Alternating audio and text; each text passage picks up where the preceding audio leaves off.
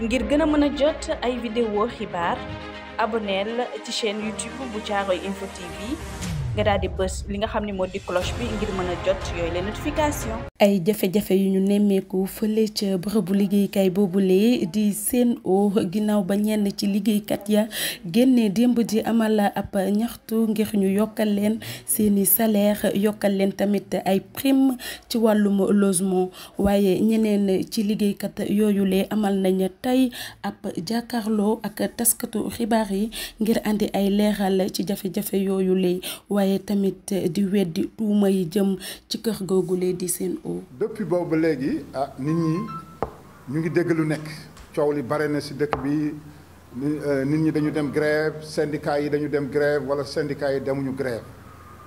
waaye nag pour ma leeral opinion publique bi nationale et internationale que les syndicats yi juróomi syndicats ñoo composé ñoo nekk ci biir Sen'Eau ñetti syndicats yi ñun ñëpp ñu ngi nii bu na dem moo représenté SNTEC SDTE Momar Sy mooy secrétaire général SNTEC man maay secrétaire général SUTES et yaakaar naa ci élection yi ñu jóge en 2020 ñun ñoo génn majoritaire au niveau SUTES moo remporté élection yi haut la main bi loolu moo tax ñu bëgg nag travailleurs yi avec la direction générale de Sen'Eau mu jàppale travailleurs pour travailleurs yi gën a mën a dem ci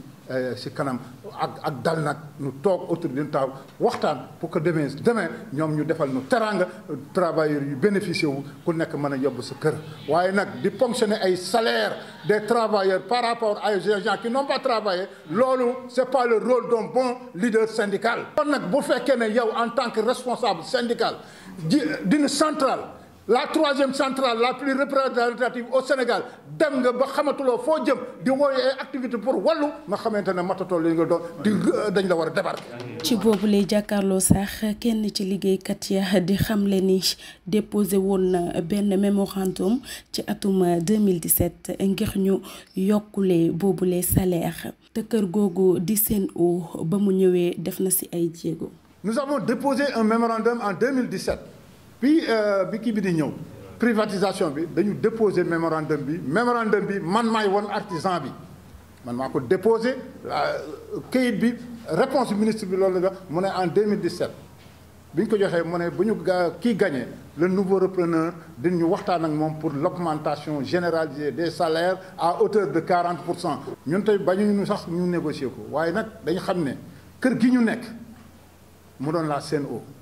ku nekk xam na ne bi mu ñëwee ba nekk ñun may ñu ko jàmm pour que moom mu yokk drastiquement les salaires des travailleurs en 2020 yokk nañu salaire des travailleurs yi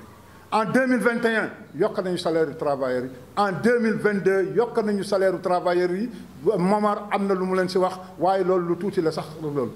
des primes de tabaski ku nekk xam na ne ñun dañ ñu ko doon lebal waaye léegi Sen'Eau da ko may à hauteur de 225 000 francs par agent lañ lay may par année les primes nu mu tëddee de Korité dañ ñu ko doon lebal 50 000 la woon francs 30 000 la woon dem 50 000 léegi 100 000 francs la te dañ ñu koy may la prime de scolarité mu doon 200 000 francs léegi def nañ ko 232 500 loolu la ñuy wax ne loolu lu ñu may la. ute na nag ak augmentation généralisée des salaires nous avons augmenté les salaires des travailleurs ku nekk na dem ci bulletin yi mu xool. boobulee doxum ñaxtu yile liggéeykat di ñu xamal ni dafa am ñu nekk seen ginnaaw ba tax na ñuy duut baaraamu tuuma ñi nga xamante ne ñooy waa SDE. ku làqu seen gannaaw c'est la SDE ku nekk xam na ko parce que SDE mosuñoo accepter la défaite bi ñu am Sen'Eau.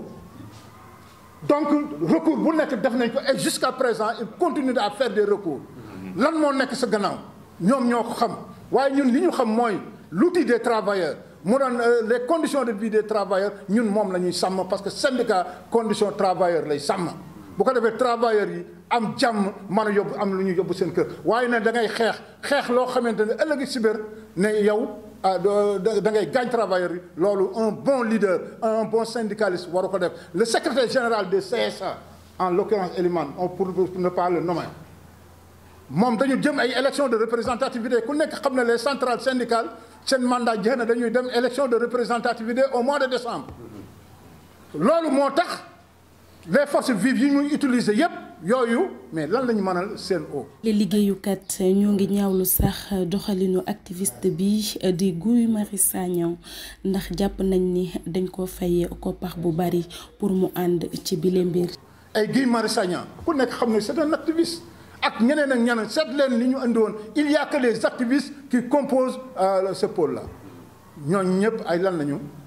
ay kii lañu nu mu ay opposants lañu nun opposants duñu ay partenaires du régime nun ànd noog régime bi tey ànd noog régime ëllëg mais nu ngi ànd ak Sénégal ku fiy def lu baax nu ànd ak yow ku fiy def lu bon nu dindi la seetee la sànni la fële mais bu ngeen seetee lii amoon démb